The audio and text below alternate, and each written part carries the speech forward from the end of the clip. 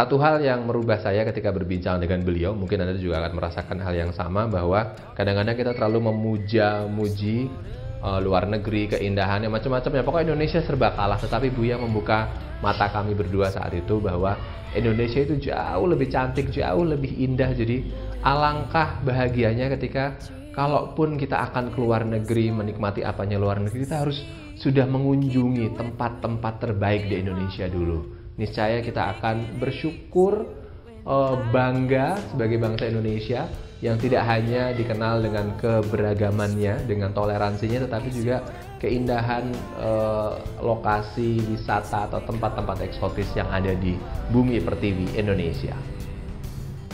Ketika mendengarkan percakapan beliau dengan Mas Rifki waktu itu, saya yang pegang kamera itu malah berkonsentrasi mendengarkan percakapan beliau. Jadi saya nggak tahu angle-nya itu seperti apa, tapi saya lebih terkesima dengan percakapan beliau daripada saya mencari angle yang bagus untuk kamera saya itu. Wawancara dengan Buya kali ini kalau menurut saya pribadi benar-benar menarik, karena sebenarnya waktu yang dialokasikan itu kurang lebih 45 menit. Namun entah kenapa dalam wawancara ini waktu terasa begitu cepat. Pemirsa, terima kasih Anda masih bersama kami di program Saksi Satu Kamera Sejuta Inspirasi. Buya Syafiee, kita bicara banyak panjang lebar soal Indonesia. Nah, pemimpin itu menjadi topik yang sangat penting. Semua orang sekarang sedang mengidolakan pimpinan-pimpinan muda, dan terbukti di pemilu juga cukup menjanjikan begitu. Kalau Buya Syafiee melihat para pemimpin kita yang muda-muda, berarti kan calon pemimpin masa depan, bisa dipercepat tidak kemajuan Indonesia? Saya rasa bisa, tapi memang seperti ada kejutan di pemilihan di Jakarta ya, tahun yang lalu ya. Munculnya seorang Joko Widodo, wali kota Solo, dan hanya didukung oleh 2 partai, dan dia menang hebat sekali. Bagi saya mengejutkan tapi menyenangkan. Jadi kalau untuk Indonesia bisa yang semacam terjadi, itu akan lebih baik. Tapi sulit ya, karena mungkin itu Jakarta mungkin dianggap sudah melek politik dan segala macam itu. Dikerumuni oleh partai yang banyak itu dia menang. Menarik sekali. Terobosan ini penting. Breakthrough ya, jadi itu penting dalam politik. Mudah-mudahan tahun 2014 ya depannya akan ada menimbul begitulah ya, supaya Indonesia ini meninggalkan, mengucapkan sayonara itu bahasa Jepang ya, selamat tinggal ya kepada kultur berpura-pura. Baik, berpura-pura. Sekarang sudah tidak zamannya ya. Sudah tidak lagi pura-pura menipu. Baik. Dan Buya tidak pura-pura sejak muda ya, sampai sekarang apa adanya. Dulu mungkin melawan arus sekali, zaman dulu. Baik, Buya Syafiee, beberapa ini untuk pemirsa juga, kami mengambil waktu syuting ini beberapa waktu yang lalu adalah pengumuman kenaikan harga bahan bakar minyak oleh pemerintah itu. Responnya beragam. Ada yang rela mengantri lama dengan keuntungan yang hanya berapa ribu rupiah gitu, dan kata negatif yang dilakukan terus-menerus, repetisinya terlalu banyak oleh masyarakat yang banyak pula gitu. Indonesia banget gitu. Jadi kesannya Indonesia sedemikian buruknya. Nah, karakter atau moral siapa yang kalau tadi Buya menyampaikan pimpinannya, jangan-jangan rakyatnya juga kita semua, Buya juga, kita ya, aku rasa itu ya, masyarakat kita secara umum dihantui oleh ketidakpastian. Ketidakpastian masa depan itu yang tema besar ya. Oleh itu juga BBM itu, dan ini juga menurut saya pemerintah ini kena terlalu lama ragu. Ragu seharusnya kan 2 tahun yang lalu sering naik, tapi naik kan sedikit tidak terasa. Ini timbul semacam masih bergolak ini kan biayanya terlalu tinggi, tidak perlu sebenarnya. Jadi itu pemimpin yang akan datang itu adalah orang yang tegas ya, tapi bijak, dan buang segala macam yang ragu-ragu itu. Pemimpin adalah untuk memimpin, pemerintah adalah untuk memerintah, bukan untuk membujuk dan berbahasa-bahasa. Asal tegas seharusnya tidak ada masalah kalau itu ya. Tidak ada masalah. Dan diberi pengertian kepada rakyat, ini loh. Ini APBN kita begini saja. Kita tetap bersubsidi semacam ini negara akan beban, walaupun sebenarnya kalau korupsi ini bisa diberantas, tidak usah semua 60% ya itu BBM tidak naik. Korupsi ini kan sudah sistemik, sudah menggurita, sudah parah. Rahasia umum. Rahasia umum. Semua orang tahu. Dan sampai ke bawah, sampai tingkat paling bawah, sampai pucuk. KPK kadang-kadang sudah kelelahan sedikit. Iya. Terlalu banyak dan jumlahnya terlalu sedikit. Yes. Dan juga hakim tipikal itu juga itu kan bukan di bawah KPK ya, itu pengadilan negeri gitu ya. Kadang-kadang KPK jadi susah juga kalau ditangkap di kejaksaan KPK sudah tahu dia tahu tidak dibebaskan. Jadi itu juga menyakitkan dan itu juga terjadi anomali ya, anomali ya di dalam perjalanan bangsa ini. Baik.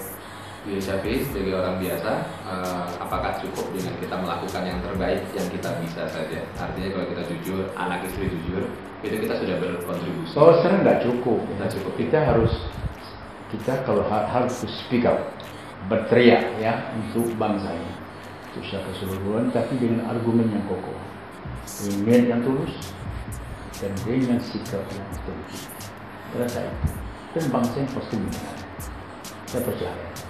Baik. Masih banyak orang baik. Masih banyak orang. Dari 250 juta ya Indonesia. Itu yang rusak itu kan saya rasa tidak sampai 1 juta sebenarnya.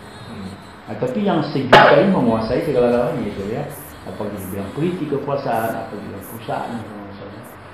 Itu di perbankan. Tapi sebenarnya yang rusak itu jumlah kecil. Tapi dampaknya damage itu luar biasa, dahsyat. Karena mereka bangun posisi. Mereka yang menentukan, yang berkeputusan. Jadi rakyat jelata ini kan bisa berdoa ya. Berdoa itu harus diikuti dengan kerja, dengan perbuatan. So, Tuhan, intervensi Tuhan itu hanya bisa akan berlaku kalau intervensi diundang oleh kerja-kerja keras. Baik. Kerja keras ini agama sering jadi kambing hitam ya. Kok bikin orang malas gitu. Satu pertanyaan lagi Buya sebelum kita jeda di bagian terakhir. Seperti yang disampaikan di awal, kadang-kadang kalau kita sudah memutuskan jadi orang baik, apalagi pejabat yang niat baik itu ujiannya banyak sekali. Kadang-kadang sampai bingung. Ini kita betul atau salah gitu, karena terlalu banyak orang yang salah, bahkan kita sendiri lagi. Jangan-jangan saya yang salah. Padahal sederhana untuk menerapkan konsep kejujuran, tidak KKN dan yang lain-lain. Saran Buya Syafi'i untuk bisa konsisten seperti Buya misalnya, yang dari lama bisa mengatakan A dan itu terus. Dan Buya seakan-akan tidak diikat oleh kepentingan apapun. Saya hanya berkepentingan mengatakan yang benar untuk masyarakat. Iya, saya sendiri tidak terlalu baik juga lah ya. Biasa-biasa aja. Orang mengatakan saya sederhana, dan tentu juga saya masih suka makan enak. Ya orang Minang kan suka makan. Orang Minang itu banyak hamba perut gitu ya. Abdul Butun. Dia langsing ini. Tapi bagi saya begini aja. Jadi kita berusaha lah.